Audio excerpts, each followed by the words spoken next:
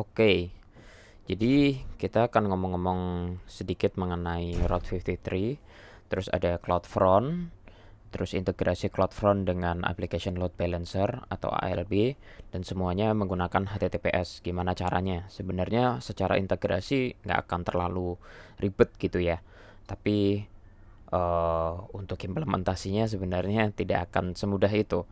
Oke, mungkin kita akan coba sedikit ya. Ini video cuman teaser aja sebenarnya, belum full. Jadi daripada nanti akan lupa-lupa ingat gitu ya untuk menyampaikannya. Ini jadi akan gua jabarin deh sedikit. Oke, di sini idenya kita menggunakan HTTPS ya. Menggunakan HTTPS kita bisa meleverage yang namanya ACM. Jadi kalau kita lihat di sini, oke kita mulai mungkin dari sini dulu ya, dari yang ALB dulu. Kita mulai dari yang ALB di sini. Oh ya, secara arsitektur sendiri di sini gue pakai dua instance yang berjalan di private ya. Kalau kita lihat di sini nggak ada IP publicnya, yang ada cuma IP private-nya. Terus semuanya ini gue gabung di dalam satu target group. Jadi target grupnya ada di sini, namanya ini ya, namanya di web server group.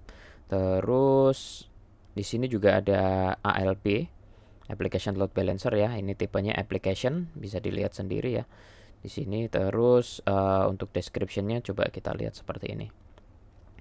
Terus yang penting juga di bagian listener, sebenarnya listenernya kita bukain security group di 443, jangan lupa. Kalau kita lihat di sini, ini penjelasan sedikit aja sih. Menggunakan inbound, coba kita lihat inboundnya ya. Nah di sini untuk HTTP, HTTPS semuanya dibuka, tapi sebenarnya yang kita pakai cuman ini, yang HTTPS. Terus untuk yang port yang kita buka sebagai listener di ALB-nya adalah cuman HTTPS gitu ya. Ini bisa kita edit. Kalau mau dilihat seperti ini, kira-kira HTTPS 443. Terus response code-nya kalau misalkan ada kesalahan ini bisa ngarah ke sini. Nah, tulisannya ini memang gue bikin seperti ini, nggak bisa lewat sini pak, putar balik, mohon maaf ya. Terus secure listener-nya kita pakai ELB, Security Policy. Ini yang version 2016 bulan 8. Terus di bagian ACM-nya, ini import ACM gitu ya. Terus gue pakai nama wildcard.aws-arena gitu. Nah, caranya request certificate gimana? Nah, ini simpelnya kita tinggal new tab aja di sini. Kalau enggak langsung buka di page-nya ACM gitu juga bisa di sini. Certificate manager ya. Terus nah di sini ini enggak ada masalah ketika kita pakai di Kanada gitu ya, atau misalkan kita punya region lain, nggak apa-apa sebenarnya, tinggal di request saja. Jadi untuk ACM ini sebenarnya region spesifik ya, jadi harus di request. Nah ini cara requestnya simple aja, tinggal di request terus next. Ini namanya apa, bebas. Kalau misalkan pengen menggunakan wildcard ya tinggal diginiin aja misalkan. Oke, ini cancel aja karena udah ada. Nah jadi tinggal kita cari nih di sini kalau sudah di save change. Oke, seperti itu. Untuk SSL udah nggak ada masalah, kira-kira seperti itu. Nah sekarang selanjutnya adalah di bagian rulesnya. Di bagian rulesnya itu kita cuma menggunakan seperti ini aja. Jadi defaultnya sebenarnya nggak seperti ini, tapi kalau misalkan dia nggak ada apapun, dia akan ke sini, ke 503 gitu ya. Tapi kalau misalkan ada parameternya, dan parameter ini gue menggunakan yang namanya HTTP header. Jadi di sini kalau kita lihat x HTTP header segini. Nah, terus nilainya adalah segini di 00 ini, terus nanti bisa kita forward ke web server yang atau target yang kita mau gitu ya. Seperti itu. Oke, next selanjutnya kita akan integrasi ke CloudFront-nya. Nah, sebelum integration ke platformnya, kita ada yang namanya Route 53 gitu ya. Jadi di Route 53 kita kasih nama nih. Di sini udah gue jelasin juga dengan nama rdsm.awsarena.com. Ini adalah alamat dari ALP. Seperti itu. Jadi kenapa kita nggak bisa langsung menggunakan ALP DNS gitu ya, yang secara default gitu? Karena sebenarnya percuma. Kalau misalkan kita coba ya tes di sini ya, kita coba tes di sini menggunakan salah. Di sini menggunakan record ya. Kita coba, salah.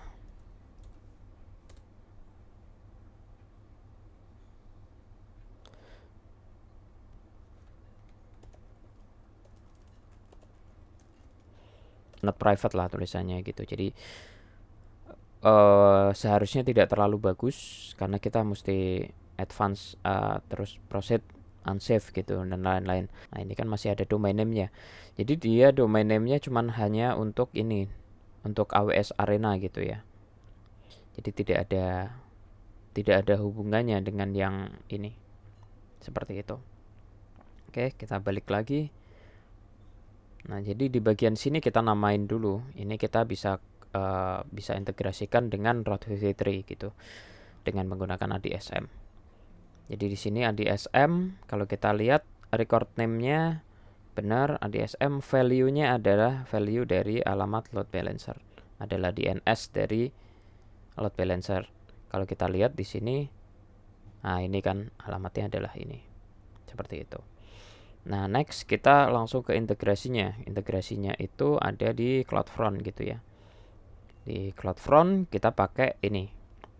Kita lihat dulu domain name-nya. Domain name-nya adalah DOX. Kita coba lihat yang di sini, di depannya ini ya, DOX.CloudFront.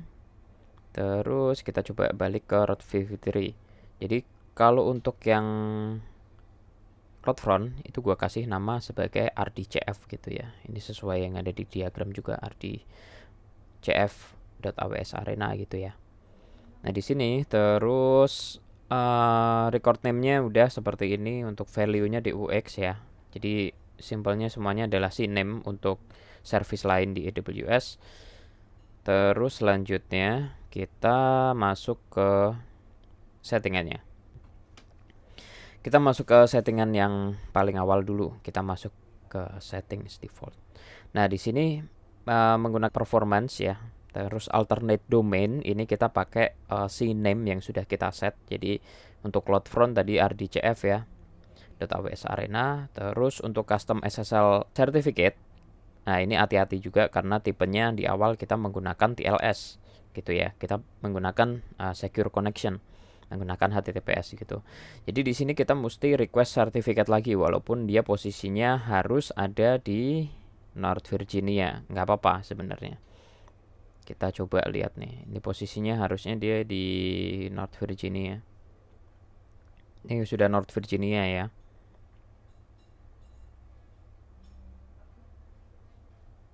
Nah, di sini sudah ada nih. Ya, ini karena sudah ada ya, kita bisa langsung bikin lah ya. Begitu. Oke, next. Terus untuk security policy gue pakai yang recommended aja. Terus supported HTTP versions, pakainya yang HTTP/2. Ini logging nggak perlu, untuk purpose only ya, nggak apa-apa lah ya. Nah, terus untuk IPv-nya on, nggak apa-apa. Terus untuk description-nya gue pakai ini, ADSL HTTPS. Oke, kita cancel semuanya. Nah, terus selanjutnya ada di bagian origin. Jadi di bagian origin ini, originnya, nah ini kita bisa lihat origin domainnya adalah RDSM. Ya, jadi origin domainnya adalah RDSM. Ini sama seperti yang ada di sini ya, RDSM AWS Arena. Jadi kalau kita lihat di sini Route 53 ya, di sinilah seperti itu ya, RDSM.AWS Arena. Terus coba kita balik lagi ke sini, origin name-nya. Nah, ini sama. Nah, ini bisa kita edit atau kalau enggak kita mau tambahkan juga boleh. Ini kita edit dulu supaya lihat existingnya seperti apa. Origin domain name rdsm.awsarena. Ini adalah alamat dari load balancer yang di-provide oleh Route 53 gitu ya. Terus untuk protokolnya HTTPS only. Portnya 443. Oke. Terus TLS version 1.2. Nah, terus add custom header optional. Nah, ini kita bisa menggunakan header name dan value yang sama dengan yang ada di sini ya, dengan yang ada di listener. Jadi fungsinya apa sih? Nah, fungsinya nanti akan gue jelaskan mungkin di gambar gitu ya. Jadi dari Route 53 dari sini dia akan mengirimkan jadi dia akan mengirimkan XRD header gitu ya, dengan value RD 0000 gini misalkan ya. Jadi dengan begini kita merestrict untuk originnya, seperti itu kira-kira. Oke, jadi custom header ini dengan value sekian gitu. Dan value ini ditembakkan dari sini ke sini. Artinya apa? Artinya kalau misalkan kita dari user langsung masuk ke sini, dia otomatis tidak akan punya untuk header ini gitu. Yang punya adalah dia. Jadi ini untuk merestrict bahwasanya yang bisa masuk ke RDSM ini adalah cuman dari CloudFront. Jadi untuk header, custom header ini jangan sampai diketahui orang. Tapi in case ini kan kita tahu ya, nanti akan kita coba langsung nembak ke RDSM gitu ya, seperti apa. Oke, terus ini bisa kita tes nanti. Nah, ini harus sama ya, ini harus sama dengan yang ada di sini. Ini harus sama dengan ada yang di sini. Oke, ini sama dan ini sama.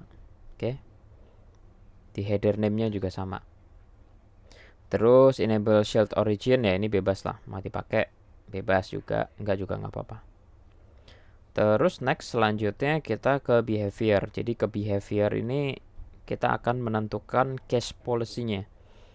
Jadi kalau kita lihat di sini, ini pasti sudah ada pilihannya juga untuk RDSM gitu ya. Kecuali kita punya beberapa origin, kita bisa cari dari sini. Terus compress object, yes saja lah. Terus untuk yang viewer atau policy, ini kita pakai yang HTTPS only. Untuk HTTP metodenya ada get sama head. Restrict nggak usah, karena kalau kita menggunakan restrict itu mesti pakai sign URL gitu. Sign URL nanti bisa misalkan kita punya konten yang berbayar gitu. Nah, kita bisa meleverage yang namanya sign URL ini. Nah, terus di sini gue pakai yang caching disable. Oke. Terus untuk origin headernya nggak usah, dikosongin aja nggak apa-apa. Selanjutnya tidak ada settingan yang lain sih. Jadi kalau sudah di cancel atau kalau mau bikin ya bikin aja silahkan. Gitu ya. Jadi seperti itu. Oke, sekarang saatnya pengetesan.